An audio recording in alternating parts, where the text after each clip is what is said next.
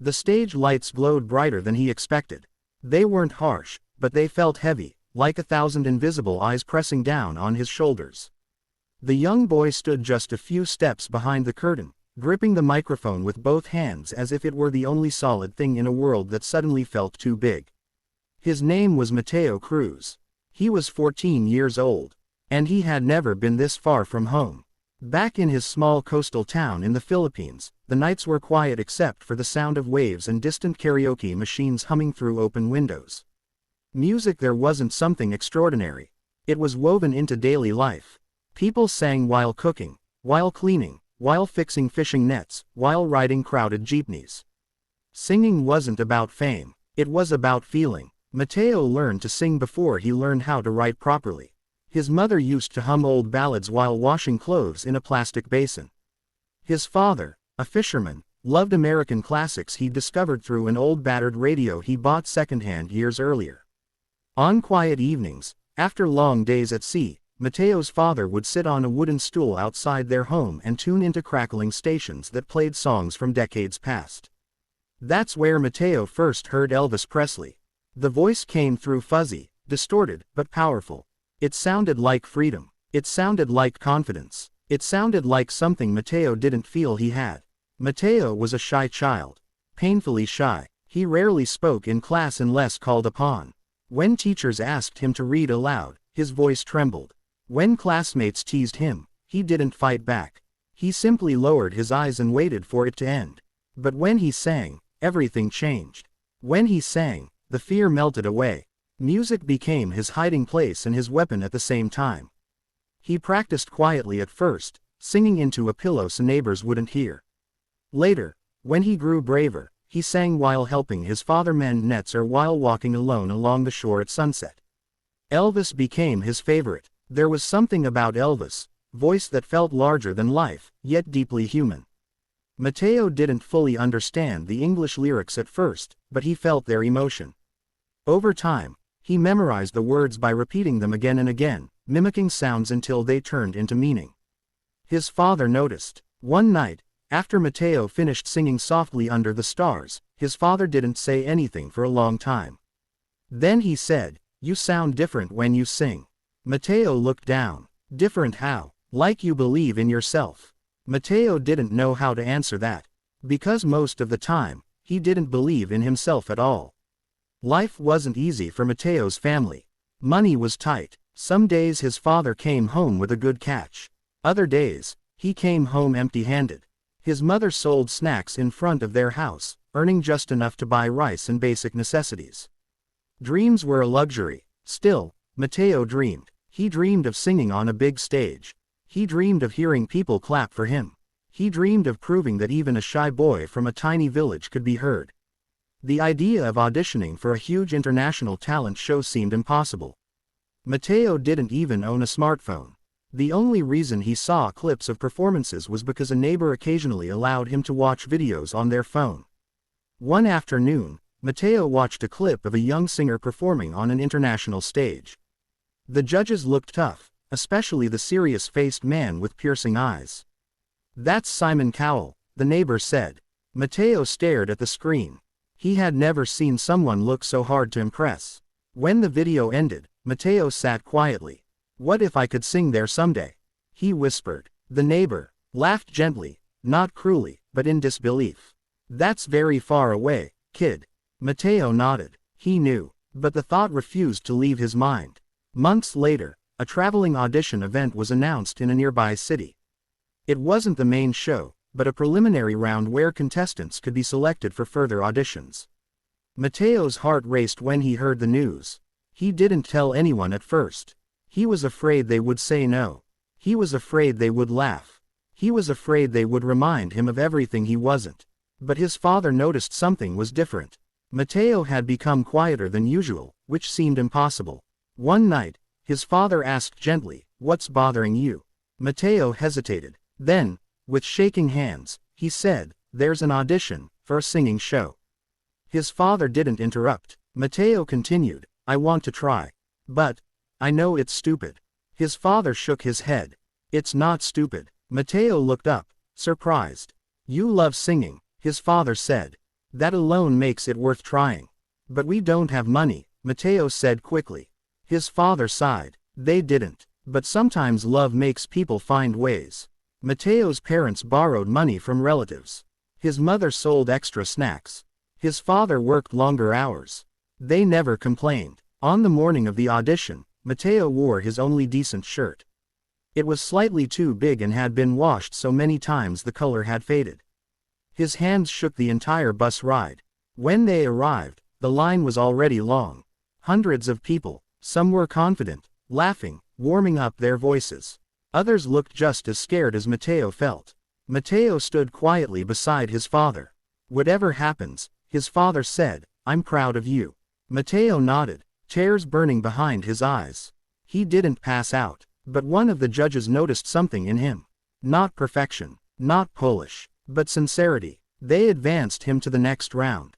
Then the next. Then, somehow, to an international audition. Mateo barely understood how it happened. Everything felt unreal. Before he knew it, he was boarding an airplane for the first time in his life. His stomach twisted the entire flight. When he arrived at the massive audition venue, Mateo felt smaller than he ever had. The building alone was bigger than anything he had ever seen. The stage lights were blinding. The audience sounded like ocean waves, loud and endless. And now, he stood behind the curtain, waiting. A staff member gave him a gentle nod. It's your turn. Mateo's legs felt weak. He stepped forward. The curtain opened. Applause greeted him. Not thunderous, not wild, polite, curious. Mateo walked slowly to the center of the stage. The judges' table came into view. There were 3 familiar faces. And Simon Cowell. Mateo swallowed hard. Simon leaned back in his chair, arms crossed, expression neutral. Not smiling, not frowning, just watching. Mateo's palms were sweating so badly he worried he might drop the microphone. Hello, one judge said kindly. What's your name? Mateo, he replied. Where are you from? Mateo. Philippines. The audience murmured softly. And how old are you? 14. A small smile appeared on one judge's face. What will you be singing for us today? Mateo took a deep breath. An Elvis Presley song. The audience reacted immediately. Whispers. Some raised eyebrows. A few chuckles. Elvis was legendary. Elvis was sacred territory. Simon tilted his head slightly. Which song? Simon asked. Mateo hesitated. Then softly said, Can't Help Falling in Love. More murmurs. It was one of the most famous love songs in history. Covered by thousands. Destroyed by many. Simon looked unconvinced. You realize this song has been sung many, many times, Simon said. Mateo nodded. Yes, sir. Why this song? Simon asked. Mateo swallowed. Because my father used to play it on the radio when I was little. It makes me feel safe. Something about the word safe lingered in the air. Simon didn't respond. He simply gestured. Whenever you're ready. The music began. Soft, gentle. The first piano notes floated through the theater. Mateo closed his eyes. For a moment, he forgot about the cameras. Forgot about the judges. Forgot about the audience. He imagined sitting outside his house. He imagined the ocean. He imagined his father listening. He opened his mouth. Wise men say. His voice came out barely above a whisper. Light, fragile. Some people in the audience leaned forward. Mateo continued. Only fools rush in. The tone was pure. No tricks. No vocal gymnastics. Just honest. Simon's eyebrow twitched slightly, but he didn't move. Mateo reached the first chorus. Take my hand. His voice grew stronger. Not louder. Stronger. The shy boy who walked on stage was slowly disappearing. In his place stood a singer who meant every word. The audience grew quieter. You could hear breathing. The kind of silence that happens when people are afraid to break a moment. Mateo opened his eyes. He looked straight ahead. Not at the crowd. Not at the cameras. But at Simon. It wasn't intentional. It just happened. And something shifted. Mateo sang as if he were speaking directly to him. Like he was saying, please listen to me. Simon stopped leaning back. He leaned forward. Mateo moved into the second verse. Shall I stay? His voice cracked slightly on the word stay. Not in a bad way. In a human way. It sounded like vulnerability. Like truth. One judge placed a hand over her mouth. Another judge's eyes glistened. Mateo didn't notice. He was too busy holding himself together. Halfway through the song, Mateo did something unexpected. He softened his voice even more. He almost whispered the lines. Like a confession. Then, as the melody climbed, he allowed his voice to rise. Not with force, with control, with emotion. The sound filled the room. People felt it in their chests. Not because it was loud, but because it was real.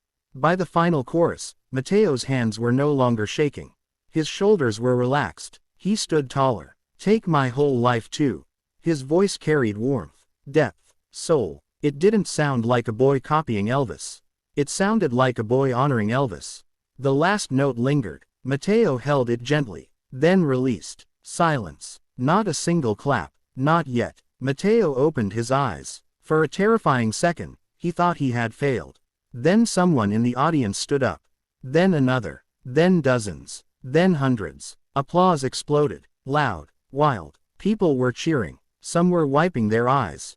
Mateo stood frozen. He didn't know what to do. He looked at the judges. One judge was openly crying. Another was shaking their head in disbelief. Then Mateo looked at Simon. Simon wasn't clapping. He wasn't smiling. He wasn't frowning. He was staring, mouth slightly open, eyes locked on Mateo. The expression was something no one saw often.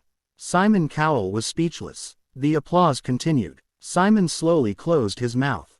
He leaned back, then forward again. He rubbed his chin. The room slowly quieted. Mateo's heart pounded. He braced himself. Simon finally spoke. I'm going to be honest with you. Mateo nodded nervously. When you said you were singing Elvis, I rolled my eyes.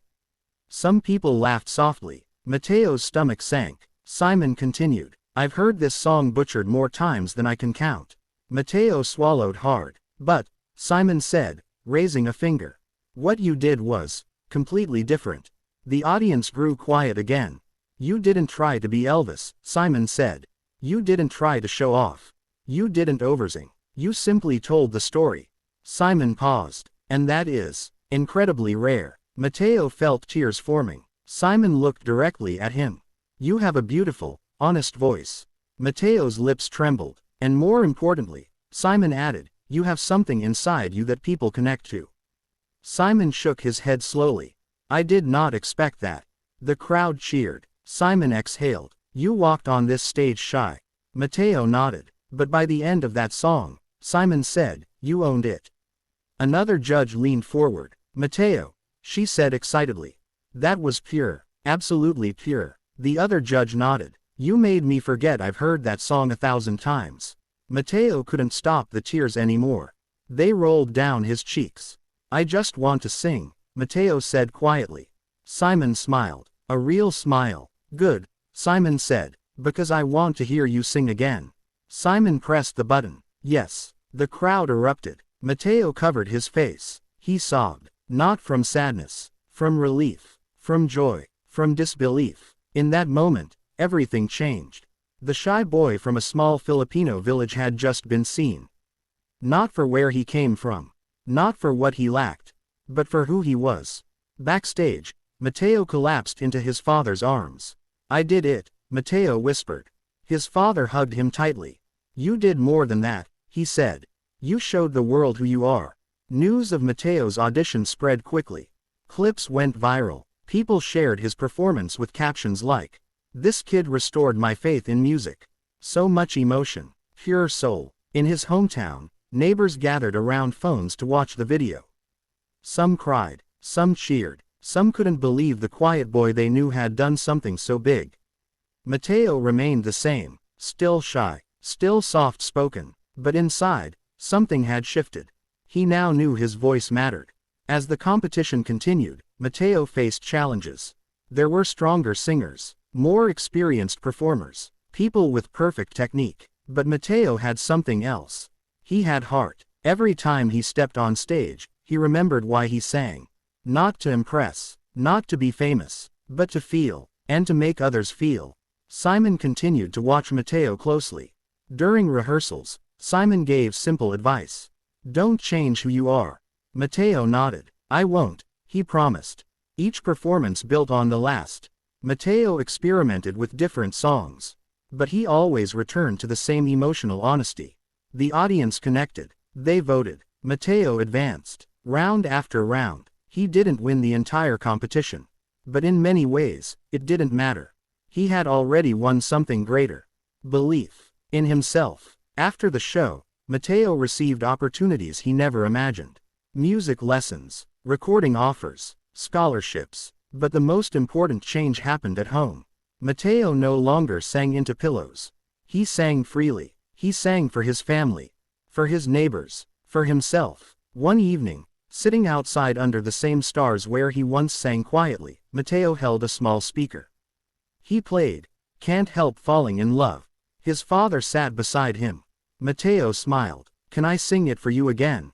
His father nodded. Matteo sang, not for judges, not for cameras, not for millions, just for the man who first believed in him. And in that simple moment, Matteo realized something powerful. He didn't need a crown. He didn't need a trophy. He didn't need fame. Because the greatest victory had already happened. A shy boy had found his voice. And the world had listened.